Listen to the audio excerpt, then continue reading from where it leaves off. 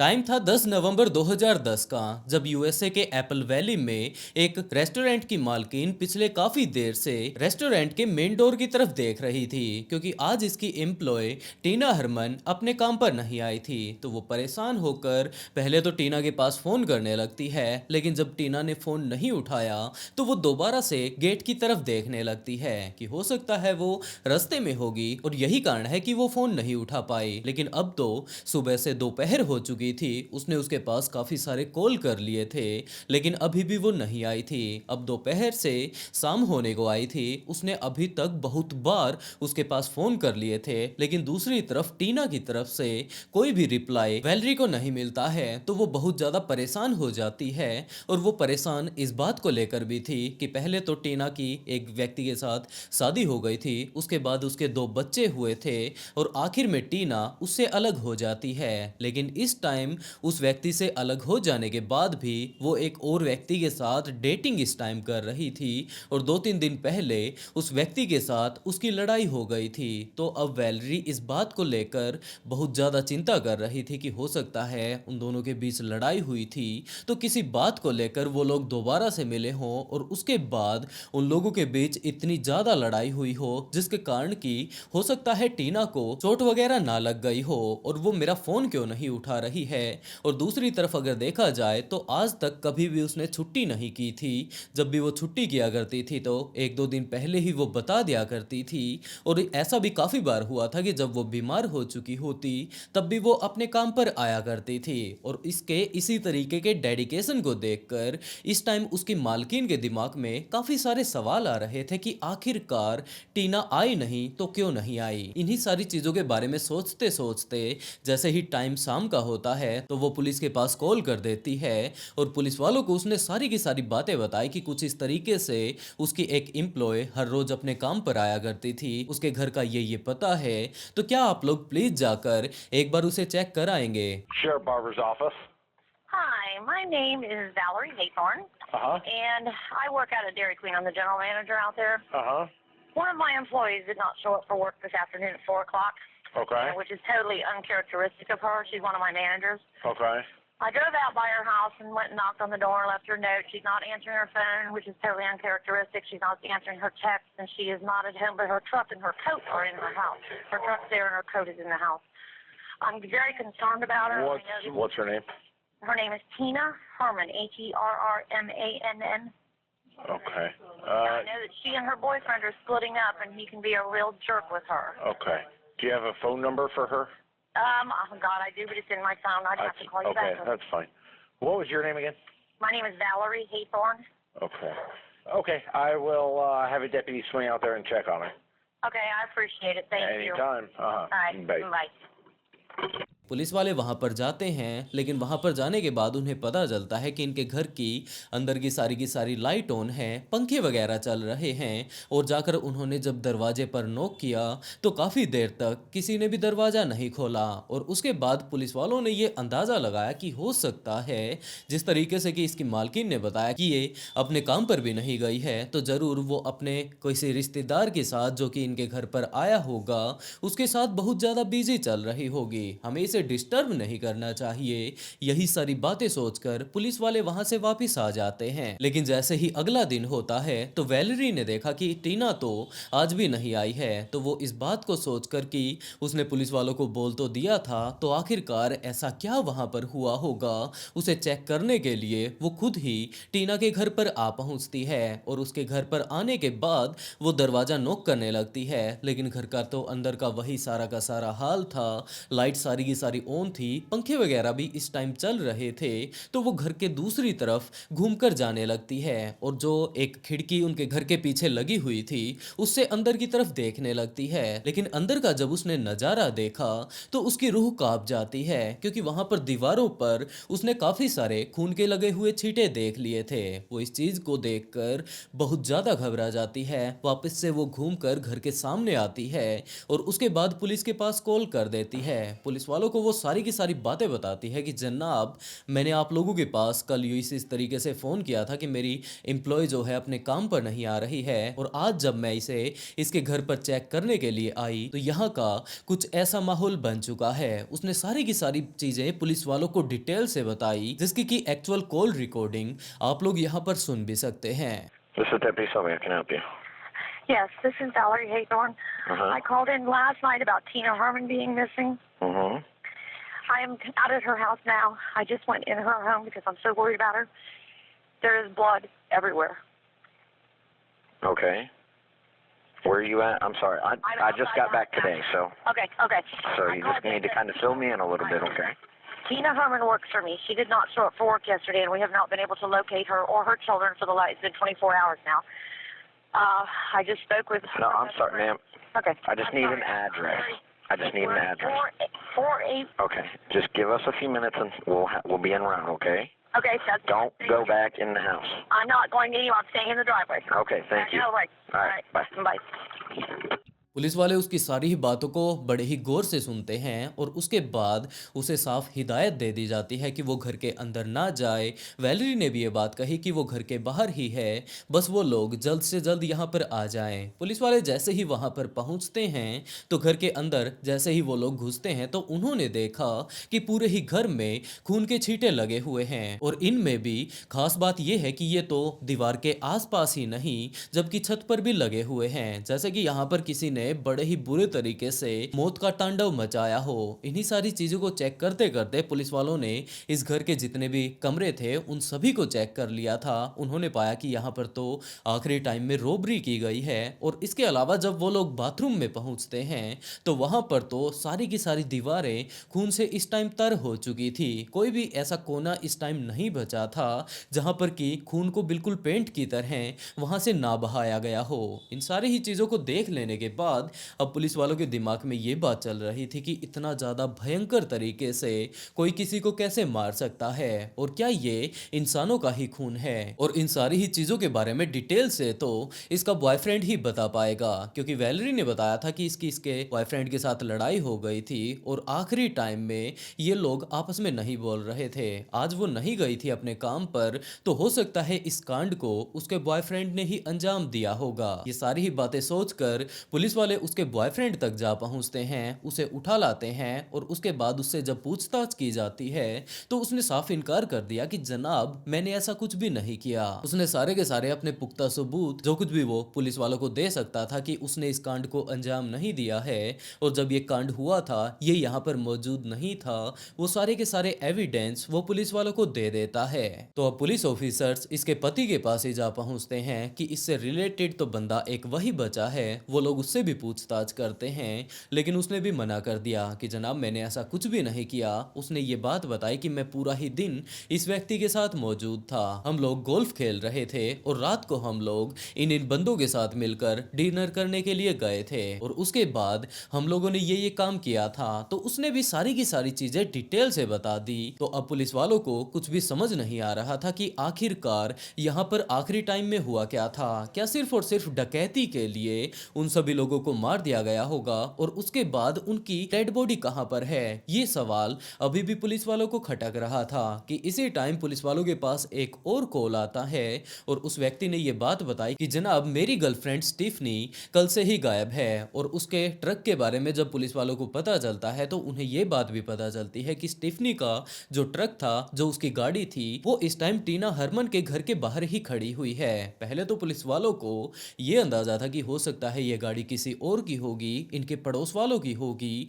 लेकिन एक लड़की और भी यहाँ से गायब हो चुकी थी और उसकी भी गाड़ी टीना हरमन के घर के सामने ही खड़ी थी। तो एक और मिसिंग पर्सन इस टाइम यहाँ पर आ चुका था। तो पुलिस वालों ने इनके आस पड़ोस वालों से ही पूछताछ करनी शुरू की कि इस टाइम इस घर में कौन कौन रहता है। इसके अलावा वैलेरी ने भी पुलिस वालों को सारी ही बातें बता दी कि जनाब, इस टाइम टीना हरमन के साथ साथ उसका एक बेटा कोडी और उसकी एक बेटी सहरा उसके साथ रहा करते थे। इनका एक कुत्ता भी था, लेकिन अब तो यहाँ से एक कुत्ता भी गायब हो चुका था। तो पुलिस वाले अब पूरे तरीके से हैरान कि आखिरकार ऐसा कौन चोर आ गया कि इनके घर में जितनी भी महंगी महंगी चीजें थी उन सारी ही चीजों को वो चुरा लेता है। बाद में पता नहीं इनके परिवार के लोगों के साथ उसने क्या किया, और तो और उसने कुत्ते तक को यहाँ पर नहीं छोड़ा, वो चोर तो उस कुत्ते को भी चुरा ले गया। इन्हीं सारी चीजों के बारे में इस टाइम पुलिस वाले अंदाजा लगा रहे थे कि उसी टाइम उनकी नजर वहीं पर रखे नए नए बैग के ऊपर जाती है। उनके अंदर ही बैगों के अंदर इस टाइम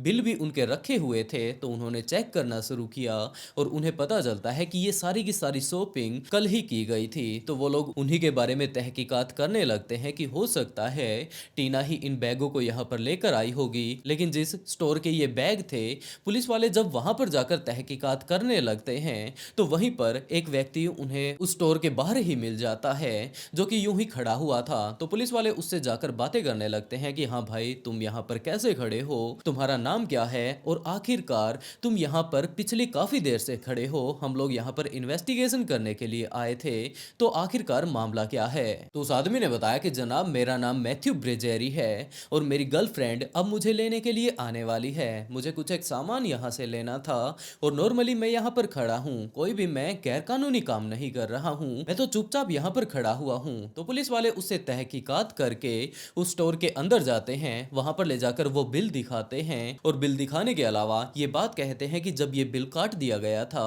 तो उसी टाइम की हम लोगों को सीसीटीवी वीडियो भी देखनी है। और ये बात पुलिस वालों को पता चलती है कि ये जो हाथ में उन्होंने बिल ले रखा है, काफी सारे बैग इस टाइम टीना के घर पर उन्हें मिले थे, ये सारी की सारी शॉपिंग करने वाला कोई और व्यक्ति नहीं जबकि मैथ्यू ही है, जो कि अभी कुछ एक देर पहले ही इन्हें घर के बाहर मिला था। तो वो लोग उसे पकड़ने के लिए तुरंत स्टोर से बाहर जाते हैं, लेकिन तब तक जाने का कोई भी फायदा नहीं रहता क्योंकि मैथ्यू वहां से गायब हो चुका था। तो अब पुलिस वाले मैथ्यू के बारे में ही और ज्यादा डिटेल से जानने की कोशिश करते हैं, और ये बात काफी ज्यादा अच्छी थी कि मैथ्यू ने अपनी जो शॉपिंग इस टाइम की थी वो ऑनलाइन की थी, और उससे उसके कार्ड का पता चल जाता है। उसके बाद उसके घर का, उसके अकाउंट का सारी की सारी डिटेल पुलिस वालों के सामने आ चुकी थी। तो पुलिस ऑफिसर्स अब उसके घर पर जा पहुंचते हैं, जाकर दरवाजा नॉक करते हैं, और जैसे ही ये दरवाजा खुलता है तो सामने कोई और नहीं जबकि मैथ्यू ही था। पुलिस वाले उसे पकड़ लेते हैं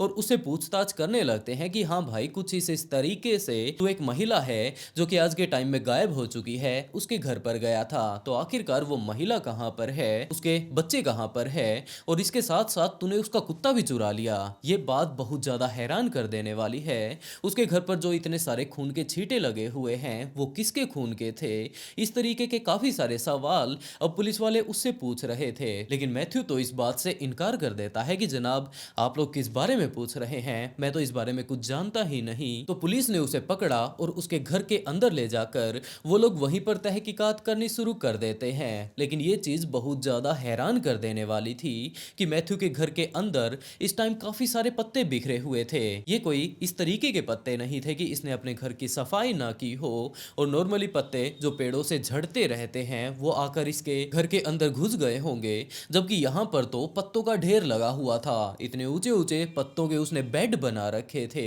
और पूरा ही घर पत्तों से भरा हुआ था। तो पुलिस वाले ये बात सोचने लगते हैं कि जरूर इस बंदे ने उन सभी लोगों को मार डाला होगा और उनकी डेड बॉडी को छिपाने के लिए इसने अपने घर पर इतने सारे पत्तों को भर रखा होगा। तो पुलिस ऑफिसर्स वहां पर उन सभी पत्तों को अलग करने लगते हैं, छटनी उनकी करने लगते हैं, लेकिन वहां पर उन्हें एक भी बॉडी नहीं मिलती है। कुछ एक पुलिस वाले मैथ्यू से पूछताछ कर रहे थे, काफी सारे वहां पर इन पत्तों में ही उन बॉडी को ढूंढ रहे थे, लेकिन जब उन्हें कुछ भी नहीं मिलता है तो उन्हें एक ऐसा तहखाना मिलता है जिनकी की सीढ़ियां नीचे की तरफ जा रही थी, और जैसे ही वो लोग नीचे जाते हैं तो उन्होंने देखा कि एक लड़की यहाँ पर गद्दे के ऊपर लेटी हुई है। ये गद्दा भी बहुत सारे इस टाइम पत्तों के ऊपर बिछाया गया है। इस लड़की के हाथों को बांध दिया गया है। सबसे पहले शायद इनके ऊपर कपड़ा लपेटा गया है, उसके बाद इसने इसके हाथों पर टेप लगा दी थी, और उसके बाद भी इसे डर लग रहा था कि हो सकता है ये लड़की किसी तरीके से यहाँ से छूटकर भाग जाए। तो उसने उसके हाथों पर टेप लगाने के बाद रस्सी भी बांध दी थी। उसने उसके मुंह पर टेप लगा रखी थी और वो लड़की उस जगह से थोड़ा सा हिल भी नहीं सकती थी। तो वो लोग वहां पर जाकर उस लड़की को वहां से आजाद करवाते हैं, और जब उससे पूछा जाता है तो ये बात पता चलती है कि ये तो टीना की बेटी सैरा रहा है। पुलिस ऑफिसर्स ने इनके पूरे ही घर को छान मारा था, लेकिन इस टाइम यहाँ पर मैथ्यू और सैरा के अलावा कोई भी नहीं था। तो उन्होंने सैरा को अलग रखा, दूसरी तरफ मैथ्यू को पकड़कर वो लोग अपने साथ ले जाकर उससे पूछताछ करने लगते हैं। इस टाइम सैरा से भी पूछा जा रहा था कि जो तुम्हारे परिवार के सदस्य हैं इस टाइम वो कहाँ पर हैं। तो सैरा ने बताया कि उस आदमी ने उन सभी को मार डाला है, उसके बाद वो इसे यहाँ पर पकड़ लाया और इसके साथ क्या होने वाला है इसे खुद भी नहीं पता। तो सैरा इस टाइम इसलिए भी काफी ज्यादा घबराई हुई थी क्योंकि मैथ्यू ने उसकी एक उंगली काट दी थी। वो बहुत ज्यादा शोर उस टाइम कर रही थी, बहुत ज्यादा घबराई हुई थी। उसे ये बात लग रही थी कि हो सकता है ये इसके परिवार के सदस्यों की तरह इसे भी मार डाले। तो वो चिल्ला रही थी, ये बात बोल रही थी कि वो चुपचाप इसे यहाँ से जाने दे, वो बाहर जाकर किसी को कुछ भी नहीं बताने वाली है। लेकिन मैथ्यू इसे लगातार चुप करवा रहा था और जब ये नहीं मानती है तो उसने इसकी एक उंगली काट दी और उसके बाद ये बात कही कि अगर वो इसी तरीके से चिल्लाती रहती है तो एक एक करके उसकी सारी की सारी उंगलियां काट दी जाएगी और आखिर में उसे भी मार दिया जाएगा। तो वो अब बहुत ज्यादा घबरा चुकी थी, उसके मुंह पर टेप भी लग चुकी थी, तो वो कुछ भी नहीं कर सकती थी। और इसके अलावा उसे बिल्कुल भी अंदाजा नहीं कि इस टाइम उसके घर वाले कहां पर हैं। तो पुलिस ऑफिसर्स उसे ही पकड़कर अपने साथ लेकर जाते हैं, मैथ्यू को ही, और उससे पूछताछ करनी शुरू करते हैं कि इस तरीके से उस लड़की ने हमें कुछ बताया है, इसके बारे में तुम क्या कहना चाहोगे? क्या सच में ही तुमने उन्हें जान से मार डाला है या फिर उस लड़की की तरह उन्हें भी सिर्फ बेहोश किया था? लेकिन मैथ्यू कुछ भी बताने के लिए तैयार नहीं था। वो चुपचाप अपनी इन्वेस्टिगेशन जब उनसे हुआ करती थी, पुलिस ऑफिसर्स उससे आकर पूछताछ किया करते थे, वो चुपचाप बैठा रहा करता था, वो कुछ भी नहीं बताता। पुलिस वाले बार बार पूछते कि ये अगर तूने उस लड़की को बकस दिया था तो क्या उन लोगों को भी इस टाइम जिंदा ही रख रखा है, और कहीं पर अगर तूने रख भी रखा है तो लगातार टाइम बीतता जा रहा है, हो ना हो भूख प्यास से वो लोग अपनी जान गंवा देंगे। उनका अता पता तू बता दे और कम से कम ये तो बता ही दे कि तूने उन्हें मार डाला है या फिर वो लोग अभी भी जिंदा है। लेकिन अगले काफी दिनों तक वो उन्हें कुछ भी नहीं बताता है। और उसके बाद एक दिन ऐसा भी आता है जब मैथ्यू पुलिस ऑफिसर्स को ये बात कहता है कि हाँ वो उन्हें सब कुछ बताने के लिए तैयार है, लेकिन उसकी एक शर्त है कि वो सारी की सारी चीजों को एक नोट पर लिख देगा, उसके बाद वो यहाँ से भाग कर जाएगा और ये पुलिस ऑफिसर्स उसे पीछे से शूट कर दें। ये सारी ही बातें सुनकर पुलिस वालों को अब पूरा विश्वास हो चुका था कि जरूर इस बंदे का दिमाग हिल चुका है, ये कुछ काम ही इस तरीके के कर रहा है जैसे कि इसके घर के अंदर बहुत सारे पत्ते इस टाइम भरे हुए थे, ये हमसे बात तक कर नहीं रहा है और अब कुछ बोल भी रहा है तो कुछ ऐसी ऐसी बातें कर रहा है। तो उन्होंने एक साइकेट्रिस्ट को भी बुलाया और इसके अलावा उसे आराम से बैठाकर समझाने की कोशिश की कि जिस तरीके का तुमने काम किया है, अगर वो सारे के सारे लोग जिंदा होंगे तो तुम्हारे ऊपर केस जरूर चलेगा किडनैपिंग वगैरह का, जो कुछ तुमने वहां पर जाकर चोरी वगैरह करने की कोशिश की, उस लड़की को जो तुमने प्रताड़नाएं दी थी उसका, लेकिन तुम्हें फांसी की सजा नहीं होने वाली है। और अगर तुमने उन सभी लोगों को मार ही डाला है तो तुम्हारी ये ख्वाहिश जज ही पूरा कर देंगे। तो कम से कम अब ये बात बता दो कि आखिरकार वो बाकी बचे हुए लोग कहां पर मौजूद हैं। और उसके बाद मैथ्यू ने अपनी पूरी ही कहानी पुलिस वालों को बतानी शुरू की। उसने बताया कि जनाब मैं बचपन से ही काफी सारी प्रॉब्लम से घिरा रहा हूं और यही कारण है कि मेरा अच्छे से पालन पोषण नहीं हो पाया। अपना खुद का ध्यान रखने के लिए, खुद का पालन पोषण करने के लिए मैं चोरी चकारी किया करता था। बड़ा होते होते मैं यही सारे काम करता रहा करता था और उस दिन भी बिल्कुल ऐसा ही हुआ था। मैं जाकर किसी के घर में डायरेक्टली चोरी नहीं किया करता था, जबकि सारी की सारी चीज़ों का मैं अच्छे से पहले मुआयना करा करता था कि इस घर में कितने लोग रहते हैं, किस टाइम ये आते जाते हैं। इन सारी ही चीज़ों को मैंने इस घर में भी जाकर चेक किया था। 2 दिनों तक मैं इनके घर के आसपास ही रहता हूँ कि कितने लोग इस घर में रहते हैं। 2 बच्चे थे, एक वो महिला थी, दोनों के दोनों बच्चे स्कूल जाया करते थे, वो महिला अपने काम पर जाया करती थी और पीछे से सिर्फ और सिर्फ जो एक कुत्ता इनके घर पर था मुझे सिर्फ उसे संभालना था। लेकिन जैसे ही मैं इनके घर पर जाता हूँ, ये सारी की सारे मुआयने ले लेने के बाद, तो वहाँ पर जाने के बाद जब मैं चोरी कर रहा था मैंने पूरा का पूरा आइडिया लगा लिया था कि इस चोरी में मुझे कितना टाइम लगने वाला है, किस टाइम मैं वहाँ पर जाने वाला हूँ। तो वहाँ पर जाकर जब मैं चोरी कर रहा था तो वो कुत्ता लगातार मेरी तरफ भौंक रहा था। यहाँ आसपास में और कोई तो घर नहीं था, जितने भी घर थे वो थोड़ा दूरी पर थे, लेकिन लगातार ये कुत्ता यूं ही चिल्लाता रहता है, भौंकता रहता है। तो मुझे पक्का विश्वास था कि इनके पड़ोसी मुझे यहाँ पर चेक करने के लिए ज़रूर आएंगे कि ये कुत्ता इतनी देर से भौंक रहा है तो ज़रूर अंदर कुछ ना कुछ गड़बड़ चल रही होगी, जिसके चलते मुझे उस कुत्ते को वहीं पर मारना पड़ता है। मैं अपनी आराम से चोरी कर रहा था, लेकिन पता नहीं उस दिन ऐसा क्या हुआ कि वो दोनों के दोनों लड़का और लड़की टाइम से पहले ही घर पर वापस आ जाते हैं। उसके बाद मुझे उन दोनों को ही बंदी बनाकर वहीं पर रखना पड़ता है। लेकिन पता नहीं उस दिन क्या चल रहा था कि टीना भी टाइम से पहले ही घर पर आ जाती है। मैंने उसे भी बंदी बनाकर रख लिया। उन्होंने मुझे देख लिया था, जिसके चलते मुझे उन्हें मारना पड़ता है। मैंने टीना को मार दिया था, उसके बेटे को मार दिया था, लेकिन उसके बाद एक और गाड़ी उनके घर के बाहर आकर रुकती है और वो थी स्टीफनी। वो भी घर के अंदर आती है और उसके बाद वो उसे भी मार डालता है, लेकिन ये सैरा को नहीं मार पाया, जिसके चलते वो उसे वहीं पर बांधकर साइड में लेटा देता है। इस टाइम वो बेहोश हो चुकी थी। तो वो अपना सारा का सारा यहाँ से चोरी वगैरह कर लेने के बाद जाने की कोशिश करता है, लेकिन अब उसे ये बात पता चल चुकी थी कि अगर ये यहाँ पर इतनी सारी डेड बॉडी पड़ी रहेंगी, एक लड़की को वो जिंदा छोड़ देगा, तो पुलिस ऑफिसर्स एक ना एक दिन उसे पकड़ लेंगे। जिसके चलते वो मार्केट जाता है, वहां से काफी सारी थैलियां खरीदता है और उसके अलावा चाकू वगैरह खरीद कर वो वापिस इनके घर पर आता है और यहाँ पर इन सारी ही डेड बॉडी को उठाकर वो बाथरूम में लेकर जाता है। वहां पर ले जाकर वो इनके छोटे छोटे टुकड़े करता है और उसके बाद थैलियों में डालकर अपने साथ एक गाड़ी लेकर, जो कि टीना की उसने गाड़ी ले ली थी, उस गाड़ी में वो उन्हें डालकर उस लड़की को भी उसने अपने साथ ले लिया था, वो यहाँ पर अपने घर पर आ जाता है। और इसके अलावा जो वो डेड बॉडी थी, जो छोटे छोटे उसने पीसीज बना लिए थे थैलियों में, वो उसने ले जाकर एक जंगल में ठिकाने लगा दिए थे। यहाँ पर लाकर उस लड़की को वो पहले तो अपने बेसमेंट में बंद करके जाता है पूरे तरीके से, जैसा कि इस टाइम अब पुलिस वालों ने इस लड़की को पाया इतना ज्यादा बुरे तरीके से बंधा हुआ।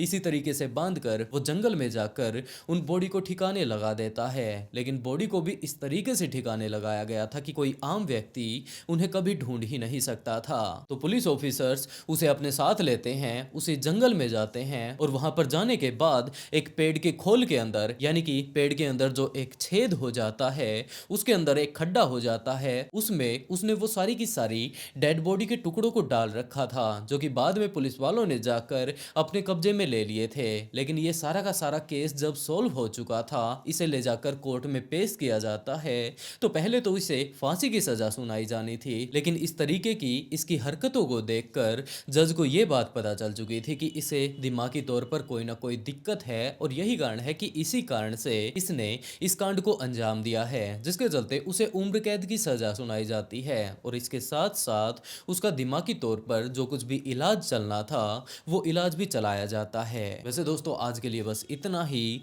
आज की स्टोरी आप लोगों को कैसी लगी कमेंट बॉक्स में जरूर बताएं। अगर अच्छी लगी हो तो वीडियो को लाइक कर ब्लडी फाइल्स को सब्सक्राइब जरूर कर लें। और इसी के साथ दोस्तों आज का शाउट आउट शानू सिंह को, and write a beautiful comment to get a shout out in next video. बहुत जल्द मिलते हैं एक और नए ट्विस्टेड केस के साथ।